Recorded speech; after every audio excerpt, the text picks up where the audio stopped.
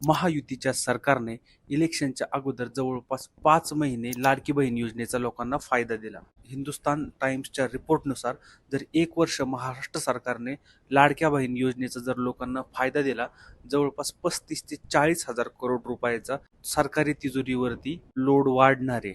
आणि ह्या सगळ्या गोष्टी कधी, ज्यावेळेस एका महिन्याला 1500 रुपये भेटत होते तेव्हा. महायुतीच्या सरकारने इलेक्शनच्या आधी अशा घोषणा केलेल्या आहेत की आम्ही इलेक्शन जिंकून आल्यानंतर 2100 रुपये देणार आहे. ह्या गोष्टी सस्टेनेबल, ह्या गोष्टी शाश्वत राहू शकतात का? ह्या गोष्टी महाराष्ट्राच्या अर्थव्यवस्थेला टिकून किंवा धरून आहेत का? महाराष्ट्र सरकारवरती जवळपास 7.25 लाख करोड रुपयाचं कर्ज आहे. कोण आहे त्या कर्जाचे वारसदार? महाराष्ट्रातले नागरिकच आहे. लोक असा आरोप लावतायत की जरी सरकार लाडकी बहीण योजनेमार्फत महिलेला 1500 रुपये देत असले तरी महागाई तर वाढतच चाललेली आहे. तेलाच्या किमती वाढतायत, साखरेच्या किमती वाढतायत, म्हणजे काय एसटी बसेसचे चार्जेस पण आता वाढणार आहेत. म्हणजे थोडक्यात काय होते की सरकार एका हाताने पैसे देते आणि दुसऱ्या हाताने पैसे परत मागे घेऊन जाते. त्याचा लोकांपर्यंत खरोखर फायदा होतोय का, हे पाहणं आवश्यक असणार आहे. जागतिक दर्जाचे जे काही अर्थतज्ञ आहेत ते असा दावा करतायत की महाराष्ट्रातल्या महिलांना जर सरकारने दर महिन्याला 1500 रुपये दिले तर सरकारचं आर्थिक बजेट हे राहूच शकणार नाहीये. हे फक्त थोड्या काळासाठी होऊ शकतं, थोड्या वेळेसाठी फक्त ह्या गोष्टी टिकू शकतात.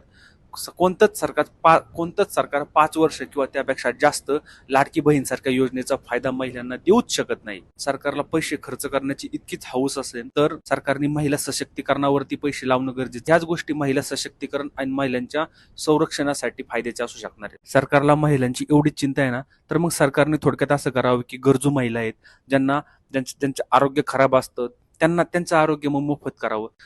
ज्यांच्या घरी हजारो करोड रुपयाची संपत्ती आहे, अशा लोकांना पण जर तुम्ही पैसे देत असाल तर सरकारच्या तिजोरीवरती लोड येणारच आहे.